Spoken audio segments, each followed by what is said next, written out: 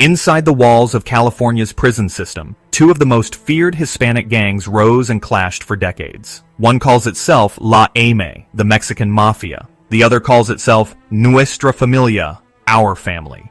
Today, we dive deep into their bitter rivalry, their codes, their blood, and their legacy. This is La M versus Nuestra Familia. If you stay until the end, you'll see why this war still matters today.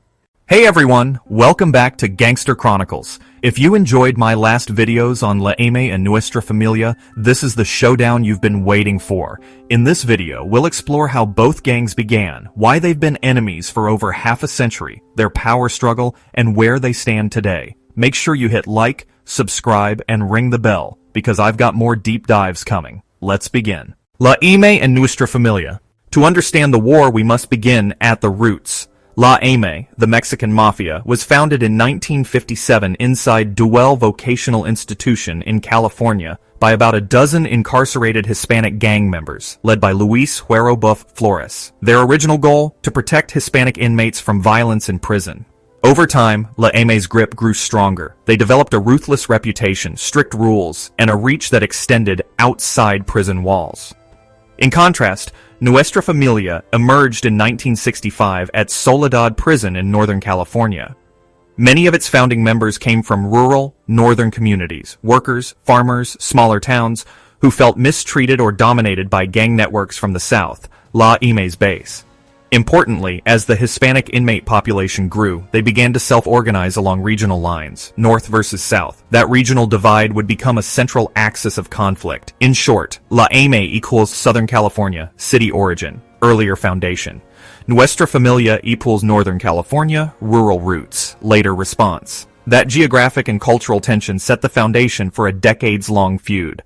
Ideology, structure, and code. Both gangs developed rigid internal codes, oaths, and chains of command. Understanding these is key to grasping how they maintained power and control. La M is famous for its blood-in, blood-out rule. Once you enter, there is no exit except through death. Their rules include never cooperating with law enforcement, absolute loyalty, and strict punishment for betrayal. Their network extends to countless surrogate street gangs, Sureños, in Southern California. These are lower-level gangs that pledge loyalty and pay taxes to La M. Nuestra Familia, too, has a constitution, written rules, and a hierarchical structure.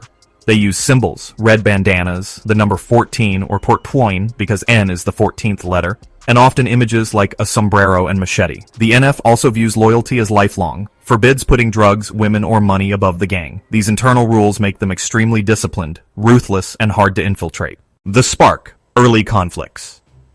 So how did the conflict begin? One key incident often cited is the shoe war around 1968 at San Quentin. A La M member allegedly stole a pair of shoes from a Nuestra Familia sympathizer. That provoked a riot. 19 inmates were stabbed. One La M associate died. That clash officially marked the start of full warfare between La M and NF. Over time, skirmishes, targeted killings, and attacks within prisons became regular. Each side tried to assert dominance and protect its prison turf. The rivalry wasn't just symbolic, it was a fight for survival, respect, and control over gangs both inside and outside prison walls. Expansion and outside influence. One of the remarkable features is how both these prison gangs expanded influence beyond prisons into street-level operations. La M. Many members after release returned to the streets and enforced La M's rules through local Hispanic gangs. These gangs become surrogate foot soldiers, paying tribute, enforcing orders, collecting dues, and carrying out hits. The 13 or 14 or X3 symbol frequently stands for M, 13th letter, revering La M. Meanwhile, Nuestra Familia aligns with Norteños, Northern California street gangs. Norteños and NF share loyalty and ideology. The NF also leverages connections with Mexican cartels and uses its network to traffic drugs, extort, and control criminal enterprises. In prison, both gangs ally or fight with other groups. La M has had alliances with the Aryan Brotherhood against common enemies. NF sometimes aligns with Black Guerrilla Family, Bloods, or Crips in certain conflicts. The competition isn't just for physical turf. It's about influence, loyalty, money, and reputation. Major battles and turning points. Over the years, certain events marked turning points in the rivalry. Let's examine some of the major ones. Operation Black Widow, 2000s. A major federal crackdown on NF leadership. Around 22 members were indicted for racketeering and multiple murders. Leadership transfers. When top gang leaders are moved to supermax prisons or isolated units, it disrupts command and power balance. NF especially saw internal strife when its leadership was relocated out of California.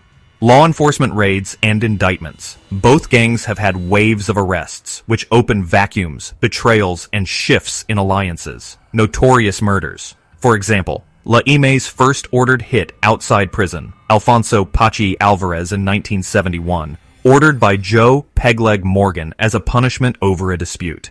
Each confrontation reshaped the balance of power, often with backlash, retaliation, and cycles of violence. Power, money, and control. What do they fight for? The answer? Control. Control of gangs, control of markets, and control of loyalty. Drug trade and extortion. Both gangs demand taxes from street-level drug dealers in territories under their influence. Failure to pay can get you killed. Prison influence and control. Inside prisons, controlling yard groups, cell blocks, who gets protection, who can operate. In effect, they run their own parallel power structure. Communication and covert orders. Even while incarcerated, in isolation, leaders find ways, through coded plumbing taps, letters, messenger inmates, to send orders. Alliances and subcontracting. They sometimes outsource hits or collaborate with other gangs, e.g. the Aryan Brotherhood in some cases, to eliminate rivals. This web of control and influence is what sustains them, not brute force alone, but structure, loyalty, fear, and money. Recent trends and current status. So, where do they stand today? What's the status of La Ime and NF in the 2020s? Both gangs remain active, though law enforcement pressure has increased. La Ime continues its influence through Sureños and street gangs across Southern California, plus inside federal and state prisons. NF still commands loyalty in Northern California prisons and among Norteño-aligned street gangs. But internal fractures, leadership removals, and aggressive policing have caused power vacuums and instability in both camps. Some see a possible shift. Both gangs may be less centralized, more fractured, competing factions. A noteworthy point, the war remains symbolic and functional. Even when both gangs are weakened, the hatred, legacy, and structures remain. For many detained inmates, choosing sides is still life or death. What can we learn from this bitter, brutal rivalry? 1. Power structures thrive on loyalty, fear, and ideology. These gangs show how ideology, symbolism, and a code can build entire empires even in prisons. 2. Geographic cultural divides can seed conflicts. The North versus South, rural versus urban tension is more than geography. It's identity. 3. Control and money are inseparable. The war isn't purely violence, it's control of criminal ecosystems. 4. Cycle of violence is hard to break. Even with arrests, removal of leaders or policies, the underlying animosities and structures often regenerate. 5. Real human cost. Behind symbols and stories are lives, inmates, families, victims. The warfare destroys communities as much as it asserts power. What lies ahead? Some possible scenarios. Fragmentation. Both gangs may splinter into multiple factions, losing central coordination. New alliances or mergers. In face of strong law enforcement, gangs might align in new ways, perhaps NF and La Ime cooperating temporarily for mutual benefit. Digital warfare and decentralized control. Use of encrypted messaging outside proxies may grow. Decline or reformation. External social reforms, prison policy changes, activism, if strong enough, could weaken their recruitment and power. But no matter what, the legacy of La Ime versus Nuestra Familia is already etched into California's prison and street culture. So that's the story, La Ime versus Nuestra Familia, a war of ideology, loyalty, blood, and power. If you found this deep dive compelling, hit like, share with someone who'd find it interesting, and make sure to hit subscribe. Drop a comment, which side surprised you most, and let me know what gang or conflict you want me to cover next. Thanks for watching. See you in the next one.